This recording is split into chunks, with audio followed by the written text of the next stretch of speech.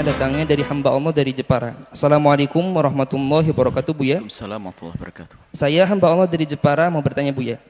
Ada seruan dari tokoh ulama bahwa kita dilarang menggulingkan pemerintahan yang sah. Karena hal itu hanya akan menyebabkan suatu negara hancur.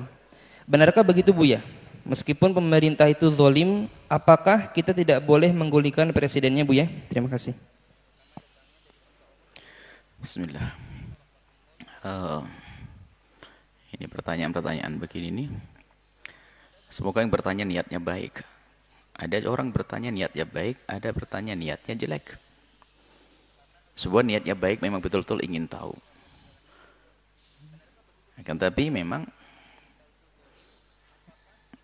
gini loh ya. Ada kalimat itu benar,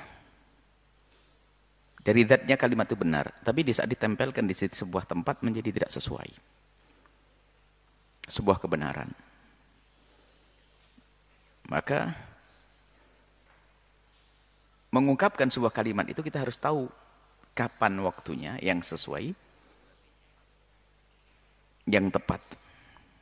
Misalnya membahas masalah ini. Kebenaran tetap harus disampaikan, akan tapi ada kebenaran pun harus disesuaikan, menyampaikan kebenaran itu supaya tidak jadi fitnah. Maka semoga ini tidak jadi fitnah. Sebab di sini pertanyaan adalah menggulingkan pemerintahan. Apakah betul ulama menyeru tidak boleh kita menggulingkan pemerintah yang atau penguasa yang sah, Bu, ya? Yang sah, yang zalim dan sebagainya. Betul. Jadi begini. Ini lagi-lagi kita harus betul-betul adil di dalam membaca permasalahan ini. Bicara tentang permasalahan agama, hukum, disebutkan oleh para ulama kita ahli sunnati wal jamaati bahwa tidak diperkenankan kita keluar dari imam, biarpun imam itu fajir. Keluar ini maknanya membuat pemberontakan, keluar dari kepemimpinannya, lalu membuat sebuah kepemimpinan yang baru. Itu tidak berkenankan. Dan itu karena apa? Itu membahayakan sekali. Bisa jadi nanti ada satu balasan daripada pemerintahan tersebut yang memang pemerintahan itu zalim, kemudian bisa membuat kerusakan yang jadi korban adalah rakyat itu sendiri. Sehingga dilarang. Di dalam akidah kita ahli sunnati wal jamaati. Ini adalah kalimat benar. Dan memang itu yang ada. Akan tetapi, kalimat ini apakah bisa diberlakukan kepada sebuah kegiatan dilakukan oleh seseorang misalnya? Apakah ini sama? Nah, ini menyamakan sesuatu yang berbeda. Ini bermasalah. Contoh, kaum buruh membuat demo, mencari keadilan agar diperhatikan. Apakah langsung serta-merta kita katakan ini adalah melawan pemerintah keluar dari imam? Ya enggak dong. Wong demo sendiri kan diizinkan sesuai dengan prosedur. Apakah setiap sekelompok kaum yang membuat kritikan kepada negara langsung dianggap sebagai penggulingan kekuasaan? Ya enggak dong. Apakah di saat suatu ketika ada kampanye mempromosikan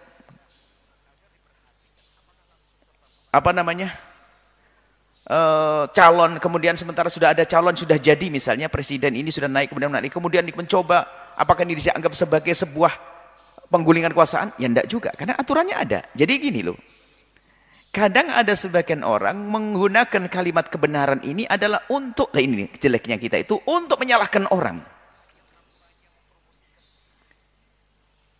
Menyalahkan orang, kelompok yang bergerak misalnya buat demo untuk menegakkan kebenaran, apakah ini dianggap sebagai sebuah upaya untuk membuat penggulingan kekuasaan? Ya enggak dong. Sebab diizinkan, demo sendiri kan dalam aturannya kan ada bahwasanya itu adalah menuntut haknya atau ingin menegakkan sebuah tatanan yang artinya ingin membantu kekuasaan yang sah agar semakin sempurna. Kalau itu maknanya juga benar. Cuman kadang ini loh permusuhan orang dengan orang ini, kadang sesuatu yang baik dimaknai yang jelek untuk membuat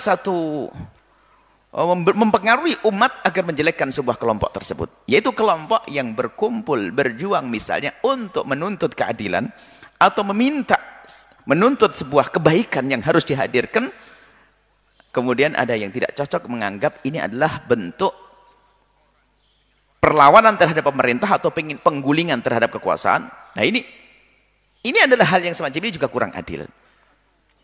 Dan memang harus kita akui bahwasanya di dalam akidah kita ahli sunnati wal jamaati adalah keluar dari imam tidak diperkenankan. Cuman bentuk keluar itu dari mana sih? Yang dimaknai keluar dari imam yang sesungguhnya itu seperti apa?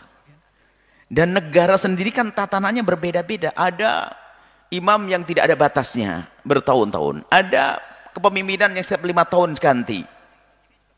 Ini bentuk perubahannya kan ya berbeda-beda caranya.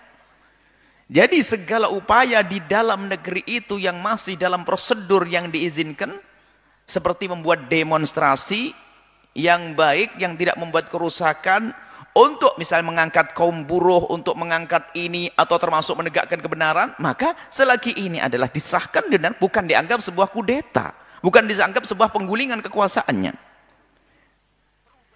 Atau sekelompok orang merindukan, bahasanya tolonglah di sebuah negara, terlepas apakah Indonesia atau yang lainnya, Pak Raja, Tuan Raja, atau Pak Presiden, atau Pak Perdana Menteri, tolong, ini begini, saya ingin membuat perubahan, berkumpul di sebuah tempat.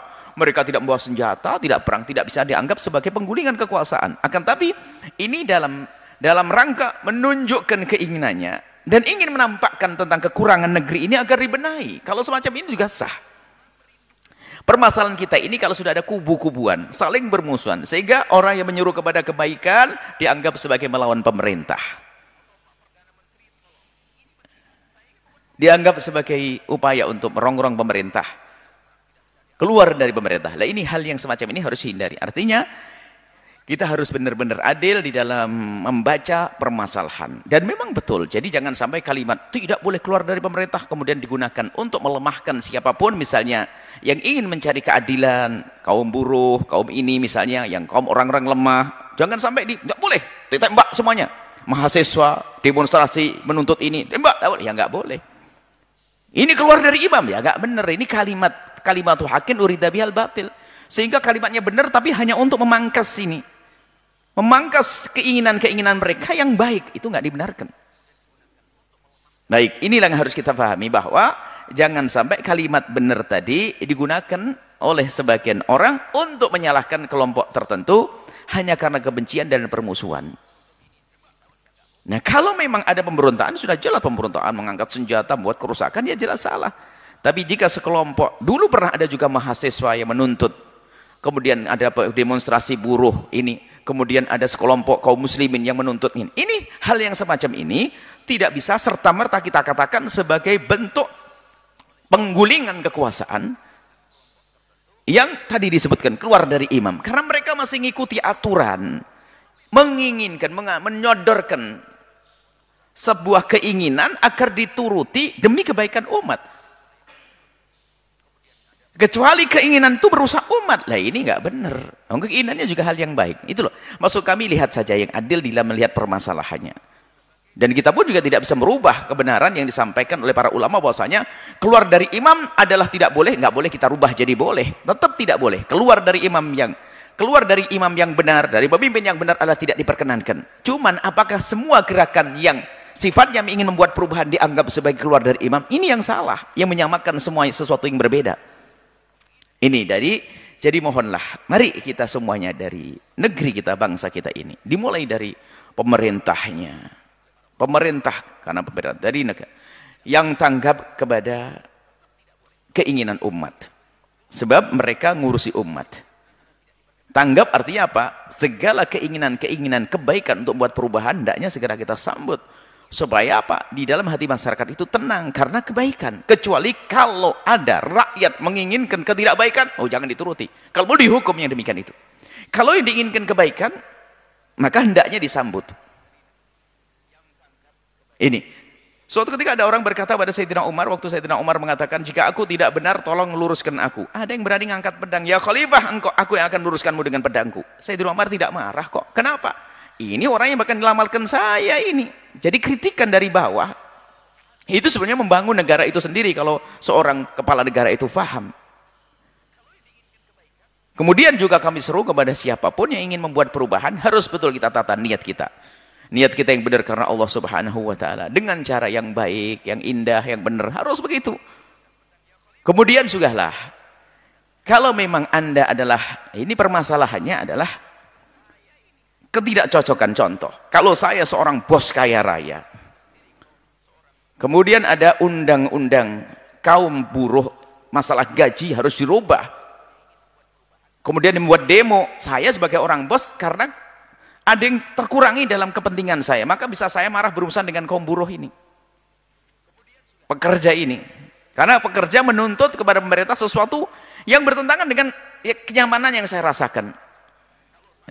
Kalau sudah musuh begini, ini kan terjadi permusuhan, semua dianggap musuh kaum buruh. Ini kan sebenarnya pekerja dan sebagainya, sebagai contoh saja, dia menuntut keadilan agar hak-haknya dipenuhi dengan benar. Ini sebuah misal.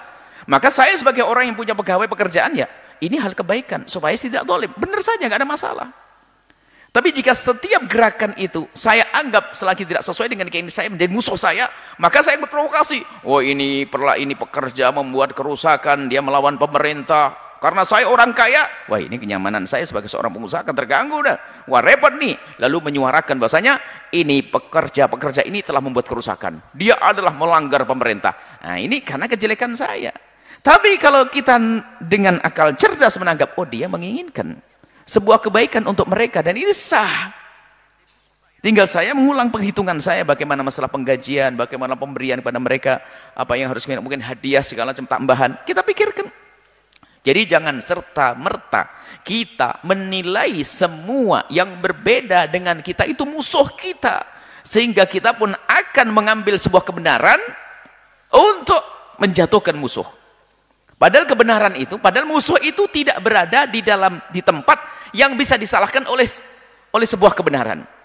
Kayak tadi, orang mengadakan demo langsung gara-gara saya tidak cocok dengan kelompok tersebut, langsung wah ini Islam melarang keluar dari imam, maka ini keluar dari imam. Loh, kok gampang sekali kita menilai orang demonstrasi, ada orang menginginkan sebuah kebaikan, lalu kita sebut sebagai orang yang keluar dari pemerintah. Ini kan berlebihan saya. Jadi mari kita adil semuanya. Kita pengen negara ini tentram. Kapan negara ini tentram? Jangan saling suudon, jangan saling prasangka. Selagi ada orang niatnya, tujuannya baik, niatnya baik, yuk kita dukung. Kalaupun kita menemukan cara yang tidak baik, bukan tujuannya yang kita hentikan dong. Tujuannya baik, caranya kurang baik, yuk kita benahi caranya. Jangan dihentikan. Jangan dihentikan keinginan baiknya. Keinginan baik kok dihentikan? Kalau keinginan baik dihentikan, berarti kebaikan tidak boleh dong disebar di negeri kita ini. Seperti itu. Semoga Allah menjaga kita semuanya. Tolonglah, yuk kita hindari daripada saling caci, saling prasangka. Dan juga jangan membiasakan kita mencari pembenar untuk hawa nafsu kita, untuk keinginan pribadi kita, untuk keinginan kelompok kita.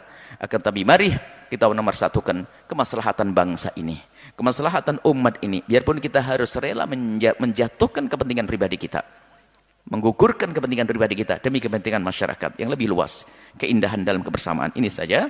Wallahu a'lam bishawab.